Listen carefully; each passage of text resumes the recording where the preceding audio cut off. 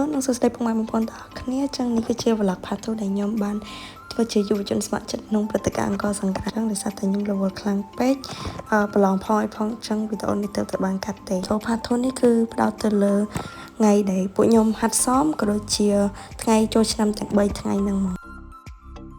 ខ្ញុំទៅមើលសកម្មភាពទាំងអស់គ្នាថាពួកខ្ញុំបានធ្វើអីព្រឹកខ្ញុំបានទៅដល់ទីតាំងហើយអត់មានផ្លិចទេបើកបាយមុនគេហ្មងមកកដាទៅយកទឹកយកអីហើយខ្ញុំក៏ឆ្លៀតញ៉ាំបាយហើយខ្ញុំទៅពេលឃ្លានដែរបន្ទាប់មកទៀតពួកយើងក៏បានរៀបចំខ្លួនហើយមកអង្គុយដើម្បីត្រៀមធ្វើពិធីសំពះគ្រូ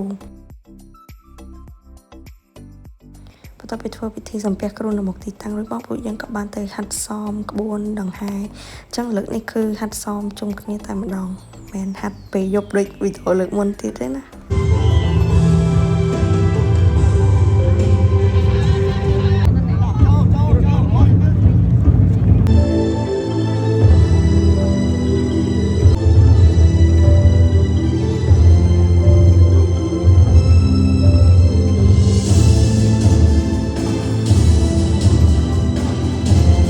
បន្ទាប់ពីសមចាប់ពួកខ្ញុំក៏បានទៅបន្ទប់ទឹកទៅអីចឹងទៅហើយមកវិញក៏ញ៉ាំបាយថ្ងៃ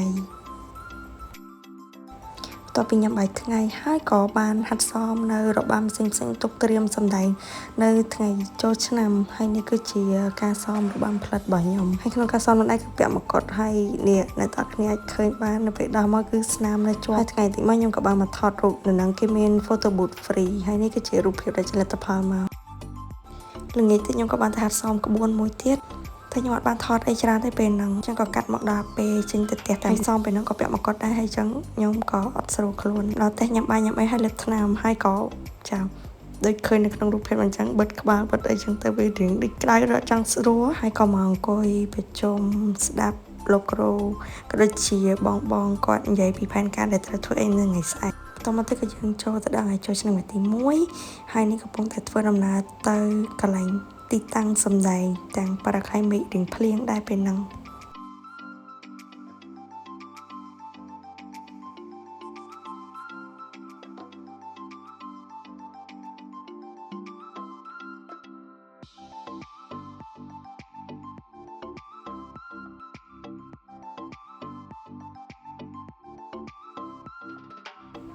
នេះថ្ងៃទី1ពេលព្រឹកម្ហូបប្រចាំពេលព្រឹកនេះគឺបានមីឆាក៏បានញ៉ាំបាយទេពេលហ្នឹង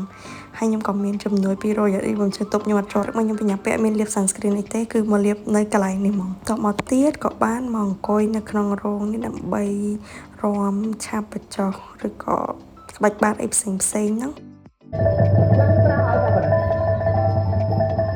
ហើយបន្តមកទៀតហត់ពេកនេះក៏បានមកអង្គុយតែកន្លែងនេះគឺខ្ញុំកិច្ចគេនៅរំនៅលើនោះខ្ញុំហត់ពេកខ្ញុំតើអត់រួចទេខ្ញុំខ្លាចស្រួលខ្លួនទៅឈឺយប់មិញផងចាក៏អង្គុយយ៉ាងហ្មងទៅតមកទៀតក៏ចាប់ផ្ដើមផាត់មុខផាត់អីដោយសារតែខ្ញុំត្រូវសម្ដែងដើរក្បួនពេលល្ងាចប៉ុន្តែមុនការសម្ដែងត្រូវចំណាយពេលវេលាយូរទាំងផាត់មុខទាំងដេកគ្រឿងដេកអីអញ្ចឹងក៏ខ្ញុំផាត់មុខអីពេលហ្នឹងភ្លេចបាត់ហើយខានយូរពេកដូចជាតាំងពីម៉ោង9ម៉ោង10ផងហើយនេះគឺជាសកម្មភាពដែលកាត់មកដល់ពេលចិត្តហាយក្បួនវិញក៏ឆ្លៀតបានថតវីដេអូបន្តិចណាថ្ងៃទី1ហ្នឹងខ្ញុំរំភើបមែនតើដោយសារតែពួកយើងសម្ដែងទាំងហាលភ្លៀងហើយនេះឆ្លៀតបានបងខាង BTV គាត់មកសម្ភាសពួកខ្ញុំពីចំណាប់អារម្មណ៍ផ្សេងកន្លែងនេះក៏ខ្ញុំរំភើបដោយសារតែខ្ញុំបានផ្សព្វផ្សាយវប្បធម៌ផ្សេងទៅកាន់ភ្ញៀវបរទេសក៏ដូចជាគាត់សួរអីផ្សេងតាក់ទងនឹងការសម្ដែងរបស់ពួកយើងហើយបន្ទាប់មកទៀតនេះកាត់មកដល់ពេលល្ងាចហើយពួកយើងញ៉ាំបាយជុំគ្នានៅកន្លែងទីតាំងសម្ដែងតែម្ដងខ្ញុំមិនទាន់បាន remove make up អីទេចាំទៅ remove នៅផ្ទះហើយនេះក៏យើងទុកដៃបានរៀងខ្លួនហើយត្រឡប់ទៅថាគេវិញឆ្លៀតថតនៅស្ដាយ make up ហើយបន្តមកទៀតយើងក៏ប្រជុំទៀតហើយមកដល់ឡើងនេះវិញវាអារម្មណ៍ថានឹកមែនតើតែម្ហូបអាហារញ៉ាំស្តា unhealthy food ម៉ោង11យប់តែឃ្លានពេកទៅវិញចឹងនោះគ្នាមានប្រហិតមានមីហើយទឹកក្រូចយកពីកន្លែងទីតាំងឯហ្នឹងចែកញ៉ាំសិនទៅចឹងនេះយើងចូលមកដល់ថ្ងៃចូលឆ្នាំថ្ងៃទី2ដូចតែម្សិលមិញអីដែរពួកខ្ញុំក៏ធ្វើដំណើរពីសន្តាគារទៅកន្លែងទីតាំងសម្ដែងហើយបើនិយាយពីកម្លាំងវិញចាប់ដើមទៅបន្តិចម្ដងអីដោយសារមើលតែផ្នែកក៏ដឹងដែរគេមិនសូវគ្រប់ទេ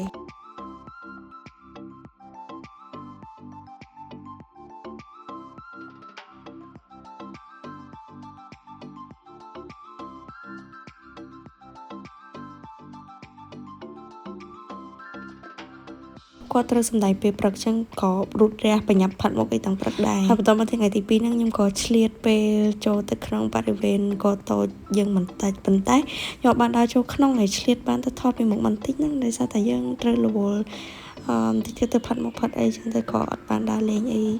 ញ៉ៃញ៉ៃតែលេងវិញគឺខ្ញុំ fail ពេលថតគឺមានអ្នកដើរចូលរហូតមិញ fail លើកទី1ពេលនេះលើកទី2ដល់លើកទី3បានសម្រេច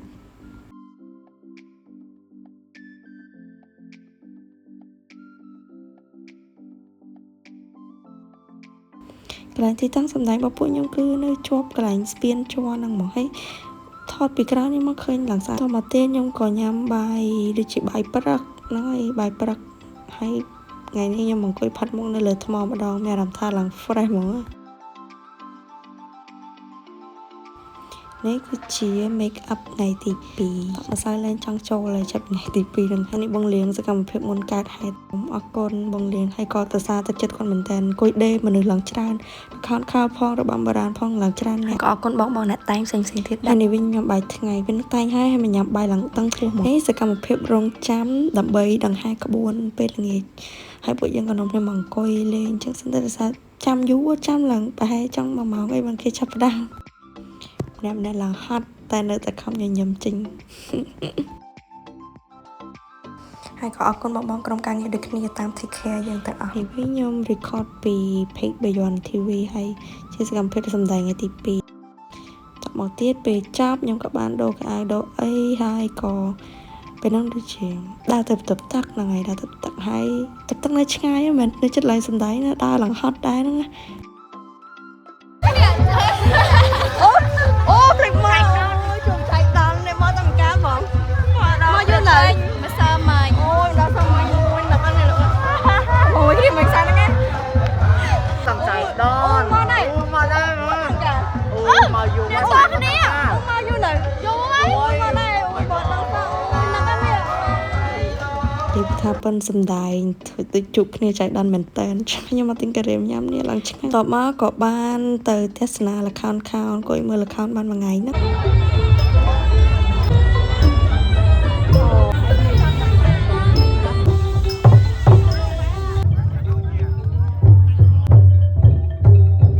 កន្លែងនេះវិញខ្ញុំសប្បាយចិត្តខ្លាំងមែនតើដោយសារតែខ្ញុំបានជួយភ្ញៀវទេសចរដែលគាត់មកអង្គុយទស្សនាល្ខោនខោលហើយជួយខ្ញុំក៏បានបកប្រែជាភាសាអង់គ្លេសឲ្យគាត់យល់អត្ថន័យថានិ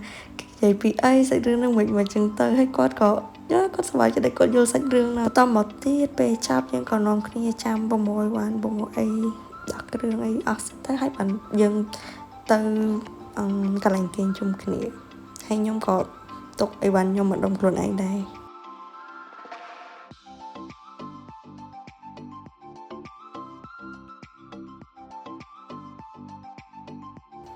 ហើយនឹងមកដល់ផ្ទះគេគឺមានរឿងចម្លែកថាបើចង់ដឹងចូលដល់ថ្ងៃទី3ថ្ងៃចុងក្រោយនៃពិធីបុណ្យចូលឆ្នាំខ្មែរថ្ងៃទី3នេះដែរគឺមកដល់ចាំពេលថ្ងៃរះហើយក៏ឆ្លៀតមករំនៅពីមុខហ្នឹងហើយក៏សូមអធិស្ឋានផងដោយសារតែខ្ញុំមិនមែនជាសិល្បករអាជីពទេហើយនិយាយទៅឆ្លាញ់ background ឆ្លាញ់អីចឹងទៅក៏ឆ្លៀតបន្ថតវីដេអូដែលក្បាច់អីបន្តិចបន្តួចហើយបន្តមកក៏ដើរទៅយកទឹកញ៉ាំយកមកច្រើនហ្នឹងទៅមកដើម្បីចែកគ្រាយកហើយបាយព្រឹកក៏ខ្ញុំលឿនហ្មងរឿងបាយនឹងសារឃ្លានខ្លាំងមែនតើដូចរដងដែរពួកគាត់នាំគ្នាផាត់មកផាត់ឲ្យតាំងព្រឹកសារពួកគាត់ទៅសម្ដែងពេលព្រឹក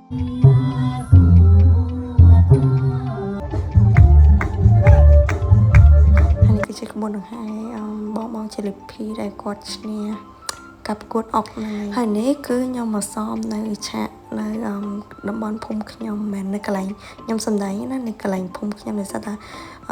ថ្ងៃទី3ហ្នឹងគឺខ្ញុំត្រូវសម្ដែងរបាំចម្រុះមួយទៀតនៅឆាកផ្សេងមួយទៀតនេះថតជាមួយនឹង manager សមឲ្យចាប់ហើយខ្ញុំក៏ត្រឡប់មកកន្លែងខ្ញុំវិញហើយក៏ញ៉ាំបាយថ្ងៃនេះដែរខ្ញុំក៏បានសម្ដែងរបាំទេពមនោរម្យនៅកន្លែងទីតាំងដែលពួកខ្ញុំសម្ដែងហ្នឹងពេលដែលរំទេពមនោរម្យចាប់ហើយក៏បានដើរទៅកន្លែងទីតាំងដង្ហែក្បួនដើម្បីត្រៀមដង្ហែក្បួនថ្ងៃចុងក្រោយមួយទៀត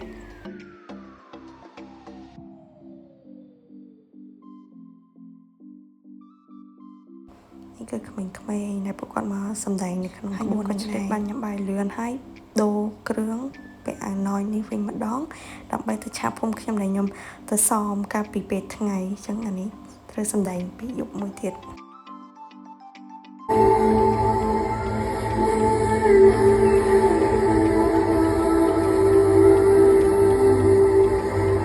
ហើយមិញនេះគឺជាការសម្ដែងរបស់ខ្ញុំនៅលើឆាកហ្នឹងបានមិត្តភក្តិខ្ញុំក៏ថត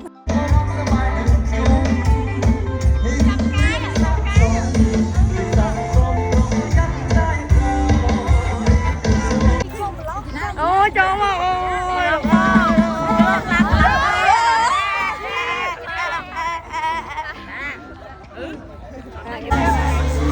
ដាក់បាយគេ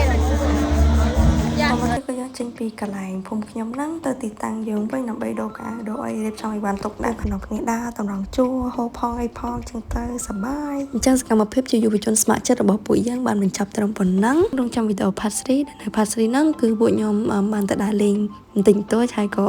មានវិធីជប់លៀង Goodbye ផងដែរអរគុណជម្រាបលា